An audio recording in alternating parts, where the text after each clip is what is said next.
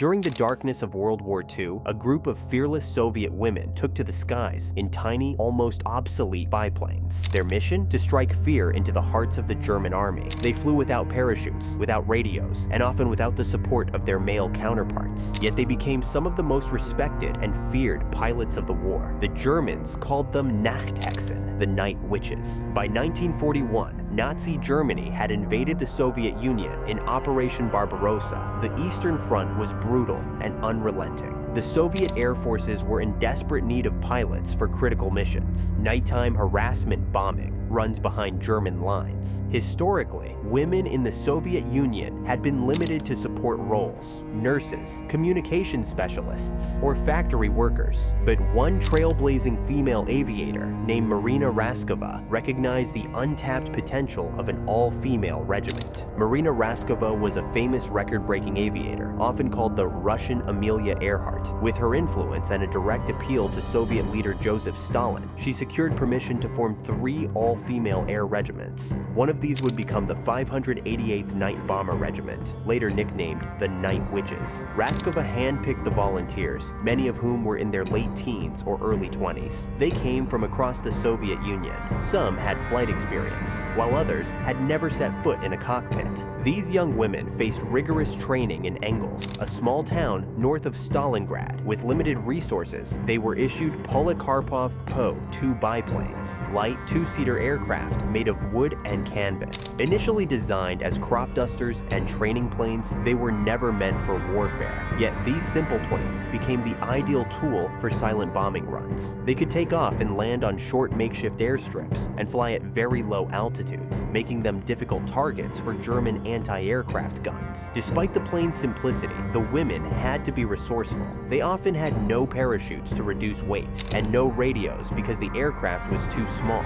Many wore hand-me-down uniforms from male pilots, often several sizes too big. Training was cut from several months to just a few weeks. Everything was accelerated, from learning night navigation to practicing how to land in complete darkness. But time and again, these women proved they were up to the task. Their strategy was both ingenious and terrifying. Each plane carried just a few small bombs. In a typical raid, the regiment would send out multiple 2-person crews. Each plane would fly several sorties per night. Approaching their target, the pilot would cut off the engine and glide silently through the sky, releasing the bomb load before the enemy could react. The only warning German soldiers had was the whooshing sound of the plane's canvas wings in the air. This eerie sound led them to nickname these women the Night Witches. After dropping bombs, the pilot would restart the engine at low altitude, a risky maneuver, but the Po-2's lightweight design made it possible. If targeted by anti-aircraft fire, they flew low and erratically, sometimes returning to base with bullet holes in the fuselage.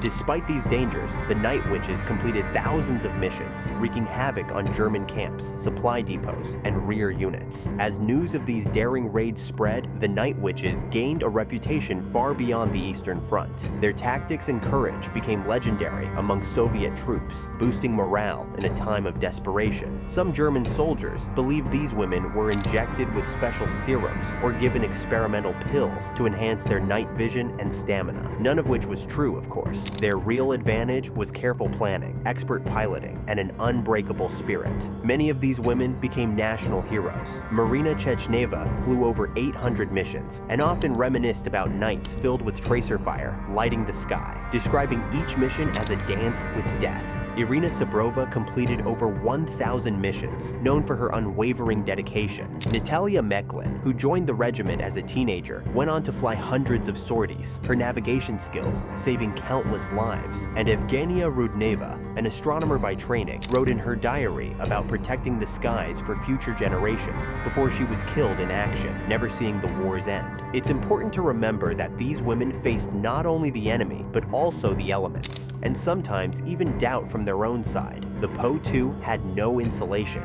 leaving pilots exposed to freezing temperatures at high altitudes. Their faces and hands would go numb. They endured sexism from male officers who believed women had no place in combat. Nevertheless, they persevered, forming tight-knit bonds of sisterhood. By the war's end, the Night Witches had flown over 23,000 sorties, dropping more than 3,000 tons of bombs. 30 of these courageous women earned the title Hero of the Soviet Union. one of the nation's highest honors. Their skill and bravery led German forces to develop new tactics specifically to counter them, even offering an Iron Cross to any soldier who managed to shoot down a Po-2. Despite this intense focus, the regiment maintained an impressive success rate. The moniker Night Witches wasn't chosen by the women themselves, it was a label pinned on them by their adversaries. German soldiers believed these silent nighttime attacks felt supernatural, like broomsticks swooping in from the sky. The women adopted the name with pride, knowing that instilling fear in the enemy was a powerful psychological weapon.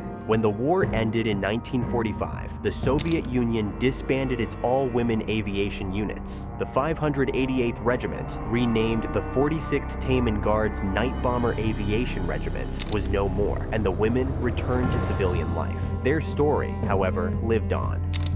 For decades, their exploits remained relatively obscure outside of the Soviet sphere, but in recent years, historians and filmmakers have rediscovered this remarkable chapter of World War II, bringing the Night Witches' feats to a wider audience. They prove that courage knows no gender. Despite outdated planes and limited resources, these young women soared through deadly skies, striking fear into the hearts of one of history's most formidable armies. Their story reminds us of the resilience, determination, and unity that can shape the course of history. We hope you enjoyed this tale of one of the lesser-known yet extraordinary stories of World War II.